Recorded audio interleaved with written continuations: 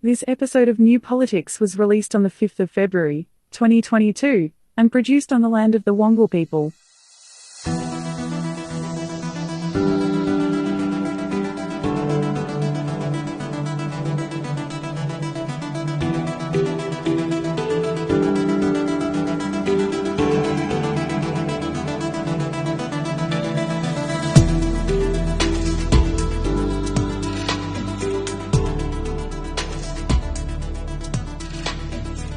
Welcome to New Politics. In this episode, the avoidable COVID mayhem continues across most of Australia.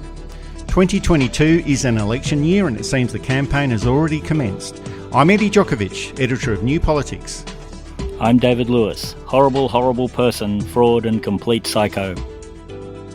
Just a bit of news about New Politics. We're now into our 5th year and we've got over 10,000 regular listeners. We did get as high as number 5 in the most popular Australian podcast last year, so we're not as popular as the Joe Rogan Experience, but it's not about being popular, it's about being effective, and I think that's exactly what we're doing. So a big thank you to all of our listeners, including all of those political staffers who tell us how terrible we are, and also to all of those politicians listening who are threatening to sue us. But the good news is that we're not going anywhere, and if you're getting criticism from the government of the day, you must be doing something right. So, David, are we doing something right? I hope so. I think my aim has been to just try and analyse facts and try and look at things from a policy point of view, which gets very difficult when there is no policy, of course. But I think despite all our claims of, you're biased, in which we've said repeatedly, we know, what's your point? I think that we try and bring a more intellectual or at least intelligent approach to government analysis than a lot of other people manage. So I think if we've managed to do that, I think we've done okay. And if you'd like to support New Politics, you can support us through a Patreon subscription. It's just $5 per month for the Ruby Standard supporter level or $10 per month for the Gold Standard supporter level. And that's really not that much. It's the cost of a milkshake in one of those government advertisements. It's the cost of maybe, what else can we think of? Maybe a loaf of bread or a carton of milk or a few litres of petrol. It's actually less than the cost of a rapid antigen test. And we also do have a new t-shirt design available. It's the It's Time for Change t-shirt.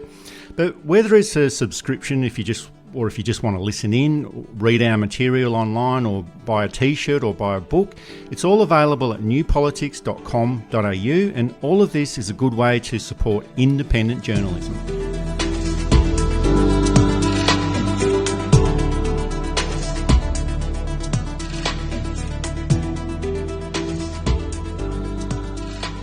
We released our last full episode of New Politics on December the 15th last year, and that's the day that New South Wales removed COVID restrictions. And on that day, there were 2,800 new COVID cases all across Australia.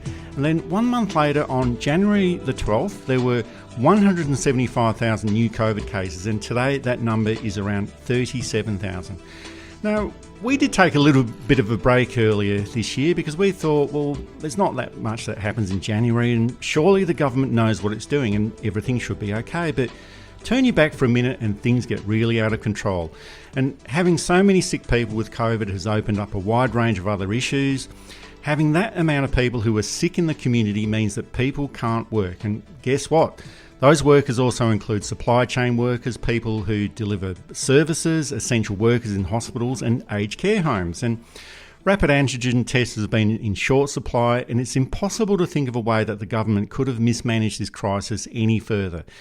Their arguments have been that nobody saw Omicron coming. That's not true. So many experts predicted this would be the outcome, and so many people predicted that removing restrictions and not being properly prepared would have these bad outcomes. And they also warned that an unhealthy community will result in an unhealthy economy. Now, David, you and I were among those voices that strongly suggested that the mayhem that we're seeing in many parts of Australia was the obvious outcome of removing restrictions and not being prepared adequately. Should the government have listened to us? Not us, but the people we were listening to. The experts who were saying that there's another strain coming, it's far more virulent, it's far more contagious. They're still arguing a bit on whether it's mostly milder than earlier variants, but the numbers are such that is almost irrelevant because there's still a countable percentage who go into hospital and who die. And of course, the number of acceptable deaths from this is zero. The number of unavoidable deaths is probably not zero, but we need to minimize those numbers. And the closer it gets to zero, the better it is, and hopefully we can get it to zero. They've totally botched it, and they were warned. And they were warned at two levels: experts, people who listen to experts, and I suppose a third level of the people who listen to the people who listen to the experts. So to say we didn't know and we couldn't have known is a weak and pathetic excuse. Now, it really has been a summer of discontent. Scott Morrison effectively promised an easy and safe holiday, and in reality, it was anything but. Many people in Sydney had to spend Christmas in isolation, either because they had coronavirus or they were waiting for their PCR tests, which were taking around 4 or 5 days to come through. Aged care facilities were locked down for a few weeks. Now, all of this wasn't directly caused by Scott Morrison. It was the fault primarily of the New South Wales Government for ending those restrictions on December the 15th, but it was fully supported by Scott Morrison, the Liberal Party and the business community. Now, for sure, ideologically, if a government wants to fully open up and end restrictions, well, you would expect them to be prepared for the outcomes, that they'd ramp up testing clinics for the inevitable outcome. You'd expect them to open up vaccine clinics. You'd expect them to have rapid antigen tests to become widely available.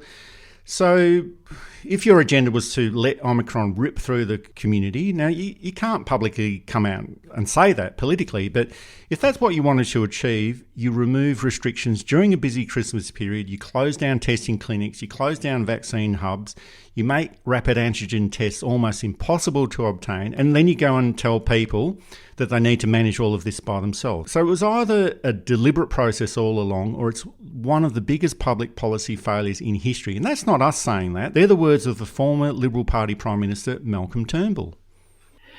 Nothing has really gone right. Given that there's at least 6 countries who give the rapid antigen tests out for free. I think it's more than that, but I saw an official report that said at least 6. Given that in a lot of other countries, they're sold at cost, and the cost is somewhere between $3 and $11, depending on the type of test. To see them on sale for $15, which could be a markup of 400%, is just disgraceful. Now, there's an Australian company who's been shipping 100,000 off to the United States every week, I think. That's the type of thing that you'd think the Australian government would jump on, right? Let's buy from these people and let's promote good Australian ability and know-how. Instead, we get people saying, oh, they had to recall a lot. There was a manufacturing batch issued back in 2021 for one batch that they needed to recall, given how many batches they're doing. That's not actually too bad. So the government's defense of this is lacking. Its rollout is definitely lacking. I hear reports of people who are allegedly eligible for free ones, and they did eventually acknowledge that maybe people on pensioner cards should get them for free. And apparently a lot of chemists don't have them for free yet. And again, I'm suspecting that it's not because the chemists are necessarily profiteering, but it's because they can't afford to wait for a government payment that might be 6 or 12 months away. And so they want the stock that they've sorted out and that they've been redeemed for. Again, on no level has it even started to work quietly. Now, I guess there's a thing where he's waiting for it to work a lot better closer to the election in the hope that he can wipe out the memory. There's only so much memory you can wipe out. And with more people have died in January of 2022 from COVID than died throughout all of 2021. And these aren't memories that get erased. And it's getting to the point where not only will we all know dozens of people with COVID or even get it ourselves, it's getting to the point where we will know people who have died from it. And that's a memory that you can't cover over with finally good distribution closer to the election. And the way that these rapid antigen tests have been used politically has been absolutely appalling. Now, it's obvious that there were supply issues, but the government seemed to be using the tests as a de facto business stimulus package, and they were appearing in some very odd places and at very highly inflated prices. So they were appearing in phone repair shops, tobacconists, electronic stores, Harvey Norman as well, everywhere else except for pharmacists. And it's almost like a case where the government created this artificial inflated market by increasing demand and reducing supply. The result in New South Wales generally has been that the New South Wales government was listening to the voice of business and not the community. There were businesses complaining incessantly about the need to end restrictions late last year to open up as soon as possible. And then when everything opened up, people weren't prepared to go out after the case numbers rose. And then workers of different businesses ended up getting sick. And then they started complaining about opening up too early and that they weren't getting enough customers. So perhaps overall it was really a case of listening to the credible health experts, and it was all about keeping people safe. But what they ended up with was the worst of both worlds, a sick workforce and a sick economy. Sometimes you do have to look at the bigger picture and not just stick rigidly to your ideological pursuits or just listen to your political donors. You need to look at the bigger picture, and that's what the New South Wales government failed to do. It is clear that the elected ministers in charge federally and the elected ministers in charge at a state level in New South Wales are not up to the job. They lack intelligence. They lack experience. They lack discernment. They lack wisdom. They lack any of the things that good leadership requires. It's to the point where I really don't think it's worth engaging intellectually with them because there's nothing to engage with. The old joke about never going into battle of wits with them because I dislike battling an unarmed opponent is really it. And I know I'm going to get feedback of, oh, you're being too hard on them, or, And in fact, even saying that, I'm not sure that we'll get that anymore. I think that the public has moved. Once the stupid policies came out, and the one in particular is getting 16-year-olds to drive forklifts. You can't just hop on a forklift and drive it. You've got to be shown how to steer it. It steers differently to a car. The steering mechanism is in the back.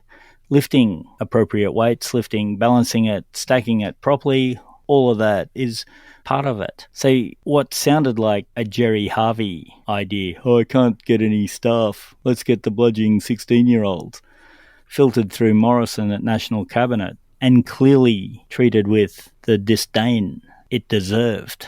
The way he said, it did not progress further, was not the words of a man who'd worked through an idea and seen it beaten down for good reasons, that it was the stupid idea that was, I almost bet, was laughed off the table. Also, I just want to add there, I think that was his onion eating moment, or his GST cake eating moment, or his incentivation moment. Those moments where chipping away at your credibility and suddenly it's all gone. Maybe the real Julia moment was that for the Gillard government, just to show that it can happen on both sides. And it can happen to decent candidates. But once you lose control of the narrative, and Morrison understands this too, he's always tried to control the narrative, which most prime ministers have. His obsessive control of it, though, has backfired because he doesn't know how to construct a narrative. And it worked on a superficial level. But once people started digging into it, the ideas got wilder and less sensible. And here we are. Well, speaking of controlling that message, one consistent factor in all of this has been the government pushing out the message that nobody could have predicted the onset of Omicron, and the government was blindsided and couldn't have done anything to stop the spread. Now, you referred to this before, but once again, this is a failure of leadership and a failure to take up that responsibility. Governments are massive organisations and massive institutions, and they do have the resources and the personnel available to assess all of these situations. The community can't do it all by itself, but that's why governments exist. The government has to, and they should do risk assessment about this sort of process. Maybe they did and decided to overlook all of the risks that were involved, but Omicron first appeared in early November in South Africa, and you'd expect that in this situation the government would pull out all stops to ensure that the threat was reduced, but they just didn't do this. They've had 2 years to prepare for new quarantine centres in Perth, Sydney, Brisbane and Melbourne, but this still hasn't happened.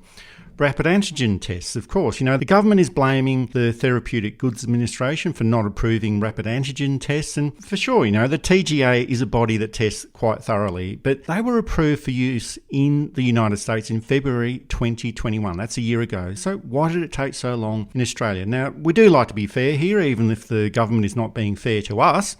And initial testing by the TGA has shown that only one of the 23 rapid antigen tests were adequately detecting the Omicron variant. But the upshot here is that there was a lack of consistency and urgency. If there were delays at the TGA, well, you provide them with all the resources to accomplish their work. That's what the role of government is. But it seems that in this case, a lazy government that was feeling little pressure coming in from the media, and they just felt that they could lie their way out of anything. And we're seeing the results of this process where there's a government that is just happy to lie its way out of anything and very little media pressure until recently. There's chaos in the community, chaos in the economy, and a government that has almost lost all of its political capital. And if only they did the work that was expected of them in the first place, they wouldn't be in this amount of political trouble.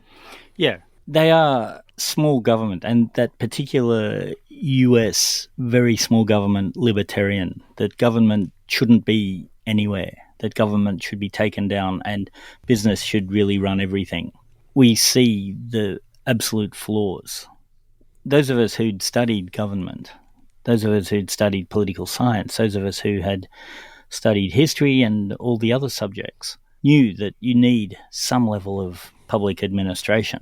The reason that Harvey Norman gets the rats, the reason that it's all private enterprise. And if private enterprise makes a profit from that, then well done. The thing is that some things just shouldn't be profit. Some things should just be done. Health, education, law and order, infrastructure. When they start to be pushed for profit, things go horribly wrong. In the same way, there's certain things government shouldn't do. Government shouldn't be manufacturing things. The private enterprise does that pretty well for the most part. We've found that the Morrison-Perrottet model of no government has failed, partly because both of those men are failures anyway, but partly because it was a model that was never going to work. And we know that now, and hopefully the next couple of elections will reflect the desire of the Australian people to have government where it's required and good government where it's required, which we've mostly had up until 2013. Now, we've mainly been talking about all of the problems that have been happening in the eastern states of Australia, but there's one state that shines like a beacon in this summer of discontent, and that's Western Australia. A perfect summer in WA. Apparently it's been a little bit hot over there, but they backtracked on their decision to open up to the eastern states in February. And when the West Australian Premier Mark McGowan made this announcement on January the 20th, Australia had new COVID case numbers of 63,000 and a 7-day average of 79,000 and 88 deaths. And when Mark McGowan made this announcement to backtrack on the opening up of Western Australia, the media and business community had a field day, attacking Mark McGowan for his backflip. And of course, they interviewed all the disgruntled micro businesses around Western Australia, complaining about how their businesses will be destroyed by this decision. And of course, there are businesses that will be largely impacted by this decision, and some will actually go out of business. And this decision does affect me personally. I can't go and see family in Perth, but it's not about me. It's not about these businesses that are going to fail. It's about protection of the community and the protection of the economy. So at the moment, Western Australia has got a handful of COVID cases. It's around 10 or 12 today, I believe.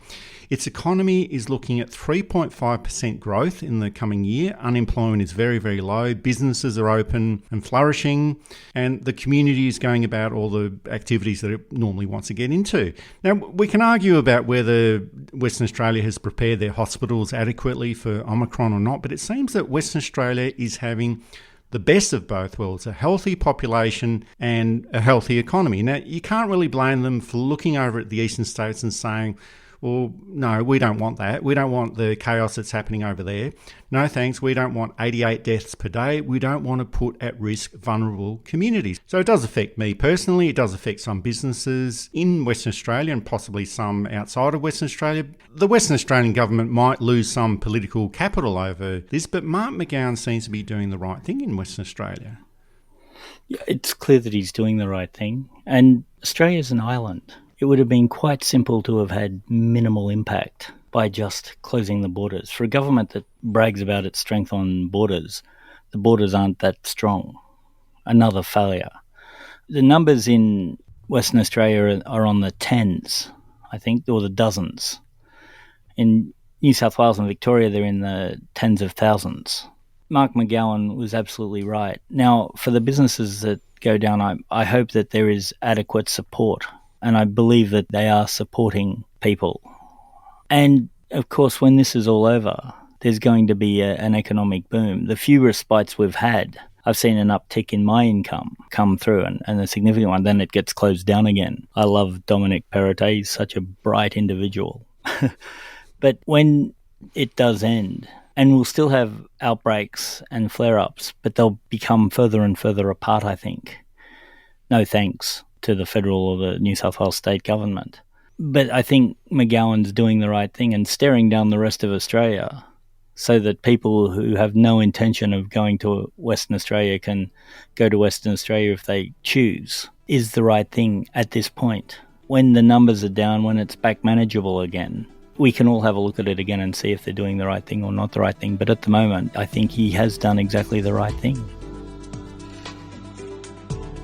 You're listening to New Politics. You can subscribe to us on Apple or Google Podcasts, listen through SoundCloud and Amazon Music, or find us at newpolitics.com.au, and you can now support New Politics through Patreon. Coming up on New Politics: how has the election year started off for Scott Morrison and for Anthony Albanese?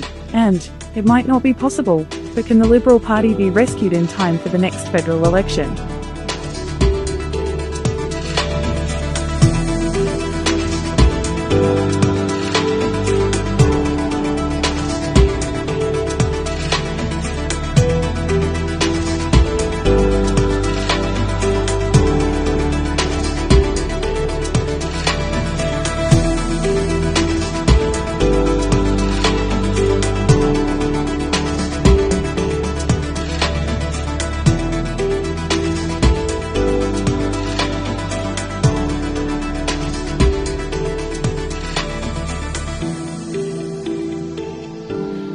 Every election year commences with a presentation from the Prime Minister and the Leader of the Opposition at the National Press Club in Canberra, and their respective presentations seem to reflect upon how these leaders are travelling in the current opinion polls.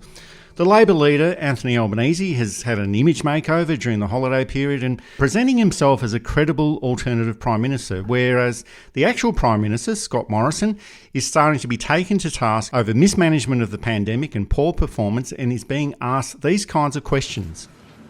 Peter Van Onselen, Network 10. Prime Minister, at the start of your speech, you mentioned your close friendship with Maurice Payne. I wanted to ask you about another close friend, Gladys Berejiklian, and somebody that you wanted to run, actually, at the next election. I've been provided with a text message exchange between the former New South Wales Premier and a current Liberal Cabinet Minister. I've got them right here. In one, she describes you as, quote, a horrible, horrible person, going on to say she did not trust you and you're more concerned with politics than people. The Minister is even more scathing, describing you as a fraud and, quote, a complete psycho. Does this exchange surprise you? And what do you think it tells us? Well, I don't know who you're referring to or the basis of what you've put to me, but I obviously don't agree with it, and I don't think that's my record. Now that's a classic gotcha question, and we've had our issues with Peter Van Onselen in the past, as have many other people, and journalists shouldn't be presenting unverified material to any political leader, but it does show that when the media smells blood in the water, they'll go on the attack irrespective of which side of politics they support. And of course the responsibilities of an opposition are not the same as being the leader of government.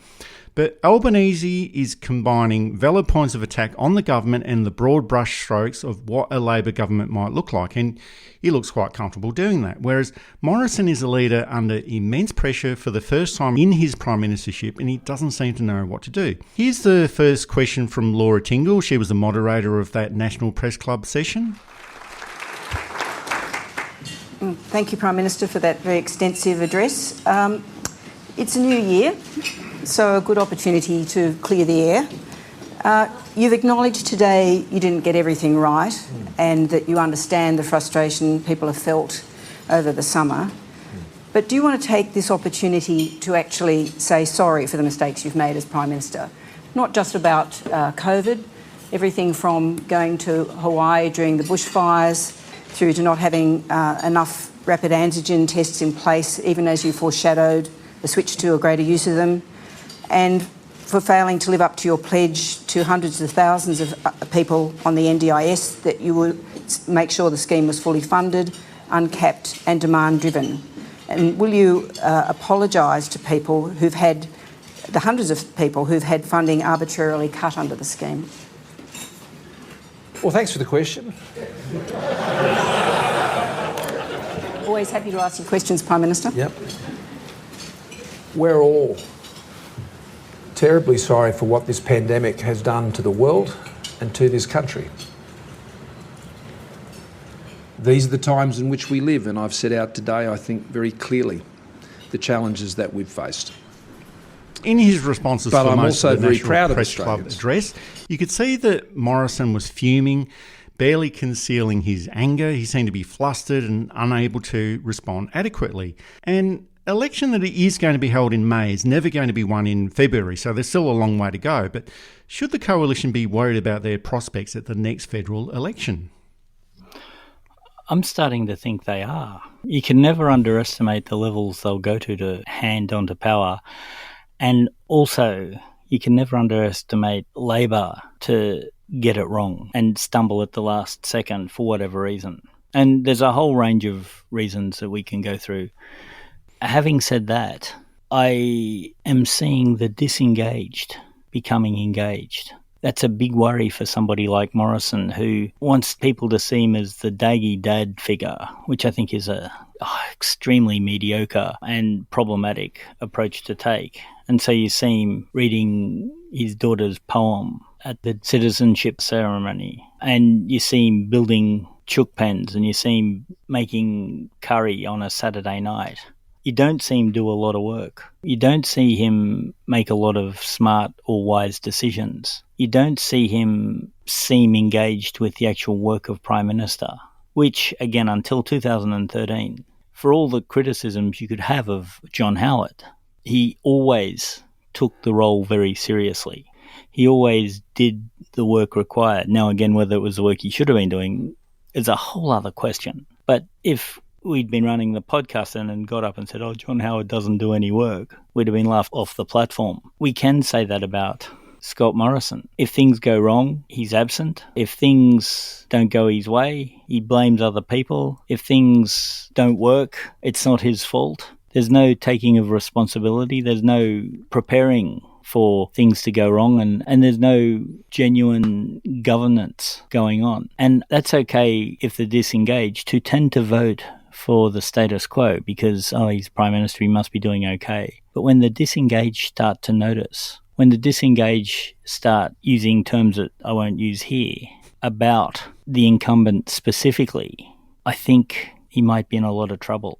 Now, if the election is in May and the election hasn't been called yet, that is a long time. But again, I think there's just been too much chipping away at credibility and legitimacy to turn around from here. Even if the polls are wrong, they're not that wrong. They're 4% out, maybe 5% out, which is still an unwinnable position for him. I don't think it's going to be a Western Australian wipeout.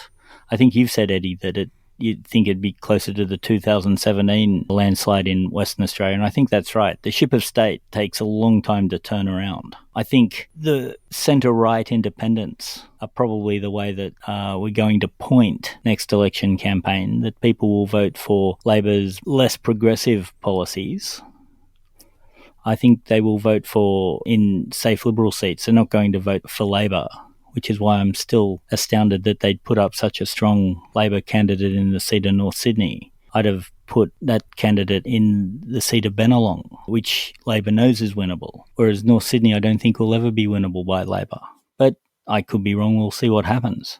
I think the disengaged are engaged, And for a Prime Minister like Scott Morrison, that's a dangerous and bad situation to be in. It's a great situation for Australia, because the more of us who are engaged in this stuff, the less they can get away with. But if you are Scott Morrison Prime Minister, it's a very bad situation.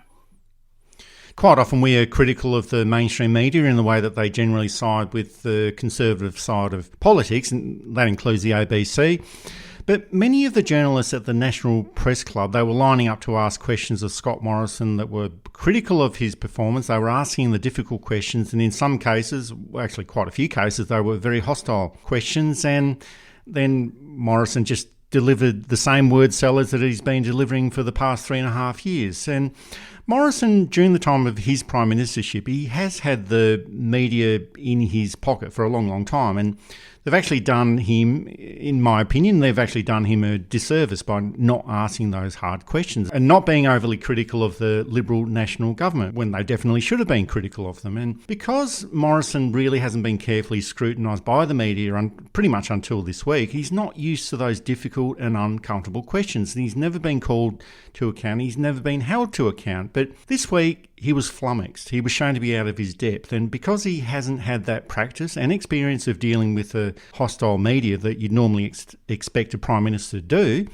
he just appears as not being across his brief. He appears frazzled. He appears to be under pressure. And that's a very bad sign for any political leader.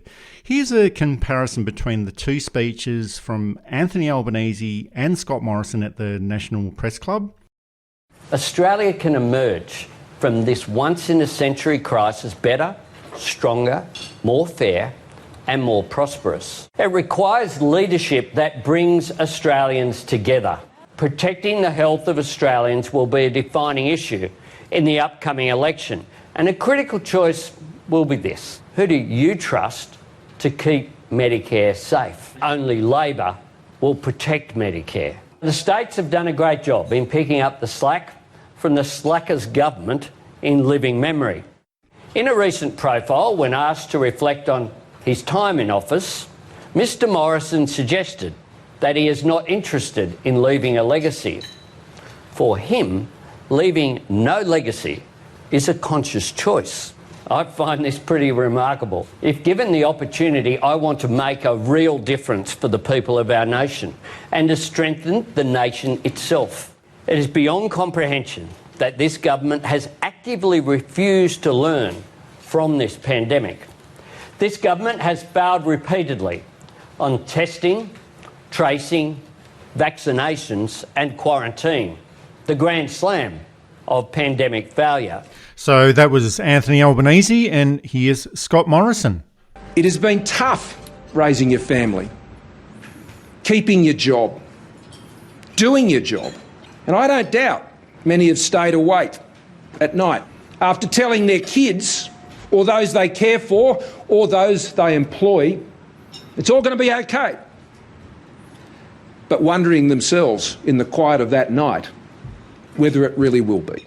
We're all terribly sorry for what this pandemic has done to the world and to this country.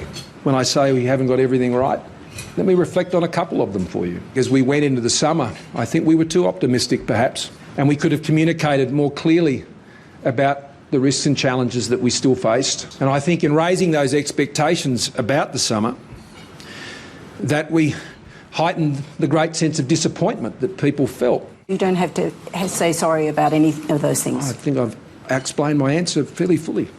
I haven't got everything right. And I'll take my fair share of the criticism and the blame. It goes with the job.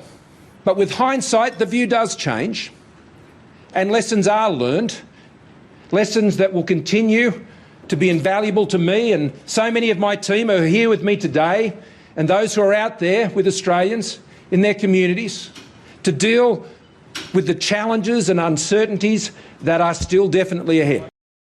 Now, it seems that the media has started to turn on Scott Morrison, but we do have to remember that very few people actually watched the National Press Club addresses. There will be glimpses of it shown in news broadcasts, maybe for the next week or two, but the message of the Prime Minister being called a complete psycho by one of his ministers is probably not the best way to start off an election year. That's the type of thing that cuts through too. I think the onion-eating moment was the kids on forklifts. Most people who deal with forklifts, who might have voted for him, won't vote for him now. Having said that, and we don't officially know who the cabinet minister was. There's been a whole lot of rumours flying around as to who it was, narrowing down to really one candidate. I haven't seen any proof, apart from some circumstantial stuff. I'd hate to sort of say it was definitely Senator X or MHR X. Well, David, we don't want to be sued, do we? And we don't want to be sued, no. That's true too. Yeah, I have no evidence as to who it might be, but there's a sense in which it doesn't matter who it was. That at least one member of the cabinet could call him that in such terms over the last couple of years. One, makes us question the judgment of the Liberal Party that they'd put such a guy in, but also shows the level of contempt he's held in. He kept going on about his great friendship with Gladys Berejiklian. That clearly was not reciprocated. I think that's the fairest way of putting it. And of course, you might say, oh, she's done those in frustration and it was a one-off and she got it off her chest and so did the other one and that was that. She could have rung her friend, and I presume it's a friend, and said, look, could we not leak those? I was in a bad mood that day. She hasn't denied sending them. She's denied remembering sending them. We've seen you deny things before, Gladys. But that aside, that type of thing does cut through. Peter Van Onselen might be trying for his Mike Willesee moment of bringing down John Hewson. His credibility has taken a massive hit with his dealing of the Grace Tame matter and his support of Christian Porter, etc., etc. Again, I don't want to enter into any more than that, except that I know that there are a lot of people who do not like him because of those things. I don't think that's defamatory. I think that's just the fact, an easily ascertained fact. I make no further comment on it. I think we may have seen the very last vestige of credibility, and we can trace it right back to the bushfires before the pandemic, in that time, a long, long time ago in a galaxy far, far away, where we weren't in a pandemic, and he flew to Hawaii during the middle of one of the biggest crises Australia's ever had. His credibility has been taking a knock slowly and slowly and slowly since then. Now, if we'd had a decent mainstream media, he'd have gone then. He'd have been forced to step down. But they've protected him, and they've realised that there are no more chances, there are no more ways out. There is nothing more to be gained from supporting him. And so he's lost the mainstream media. And as a lot of his strategy was good press, I don't know what he's going to do. You're listening to New Politics. You can subscribe to us on Apple or Google Podcasts, listen through SoundCloud and Amazon Music, or find us at newpolitics.com.au. And you can now support New Politics through Patreon.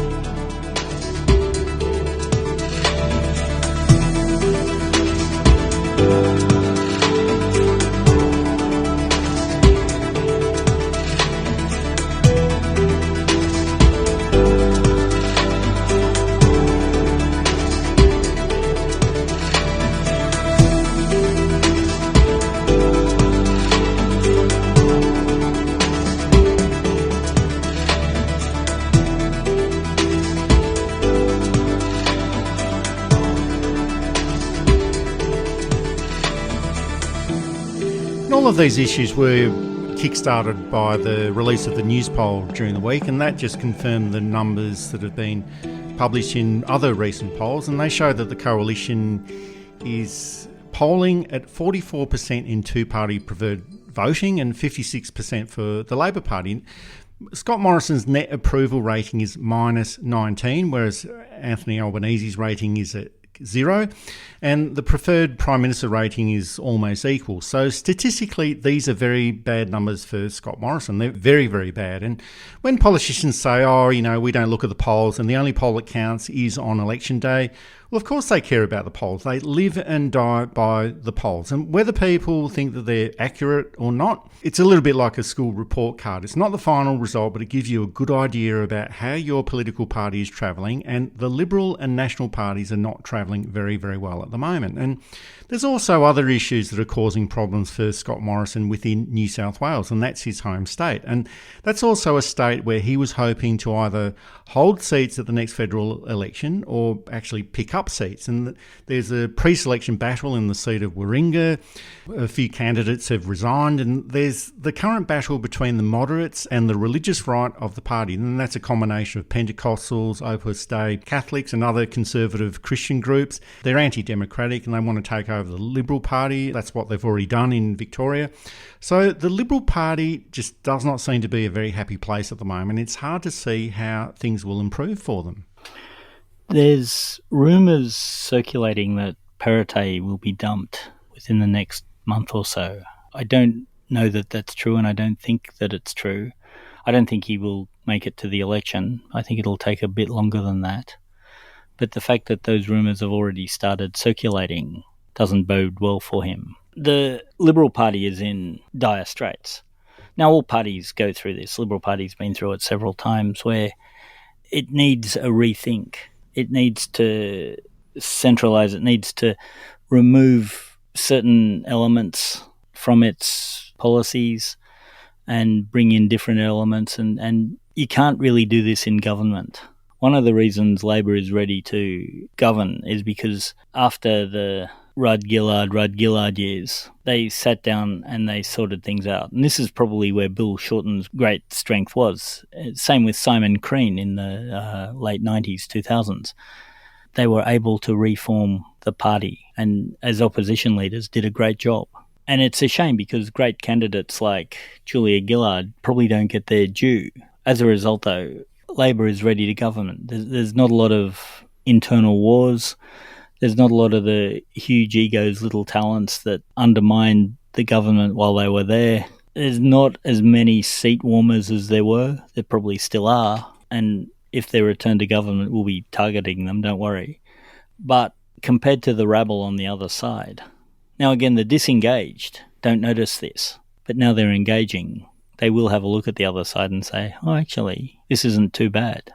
Well, every political party does have its issues, and of course the Liberal Party in New South Wales and probably nationally is having quite a few issues going on there. But we can talk about opinion polls and those sort of background issues pretty much forever, but nothing beats the hard results of actual votes being cast and actual elections being called. And we've got a few real-world tests coming up, and there are 4 by-elections in New South Wales just next week in the seats of Willoughby, Eden, Monero and Strathfield. And I live in the seat of Strathfield, and I can tell you that voters aren't just waiting with their baseball bats. They've got cricket bats, golf clubs, rotten tomatoes, dirty underwear, the kitchen sink. They are so unhappy with the New South Wales government, and by-elections are generally the time that voters can show their displeasure at the government of the day, knowing that their vote probably won't change the government. But what they can do is show how angry they are, and I think there might be a few surprises in these New South Wales by-elections. There's also a state election in South Australia coming up on March the 19th, and of course, state elections and by-elections, they do have different issues and different characters when compared to federal elections, but we'll have a good idea of what will happen to the Liberal Party at the next federal election once the New South Wales by-elections and the South Australian state elections are over. And unless there's some kind of challenge to Morrison's position, which is unlikely, but you can never rule these sort of things out in the Liberal Party. Now, David, you and I spoke about the possibility of a Liberal Party leadership spill towards the end of last year, and we were rubbish for even thinking about this possibility, but mainstream commentators are now openly suggesting that this could end up being the case. Now, many people are also pointing to the new Liberal Party rules stipulating that 2/3 of the party room are needed just to call for a leadership spill, but it doesn't have to be in the one go, and even if a leadership spill was called, and it gets anything above 50%, even though if it's short of that required 66%, Morrison would be a dead man walking. You can't lead a party into an election with more than 50% of the party against you and expect to win that election. No, what they need really is a Bob Hawke type figure, a national figure with charisma and electoral appeal. And they just do not have that. No, they kind of did with Malcolm Turnbull, who really wasn't up to the job anyway. And look how they treated him. Now, again, Turnbull was no Bob Hawke. I don't think it's unfair to admit that he's a fairly charismatic figure and he had a national profile. Everyone knew who he was. I can't think of another candidate. The rightish figures I can think of with a national profile won't be interested in cleaning up a party. They'd want to go in as Prime Minister. I think it might be too late. And my opinion might change on this as with the daily cut and thrust of politics. But, you know.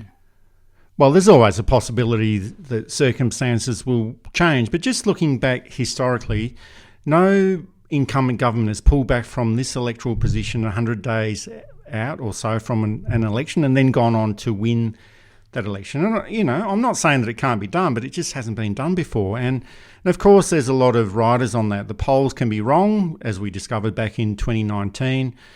How will the pandemic affect campaign strategies? How will a high postal vote affect the final result? And there's still many, many events, both internally and externally, that can affect the final result. And we can look at what happened in 2001 when Kim Beazley's Labor Party was expected to win that election but was overtaken by 9/11 and the Tampa incident that was highly and heavily exploited by John Howard.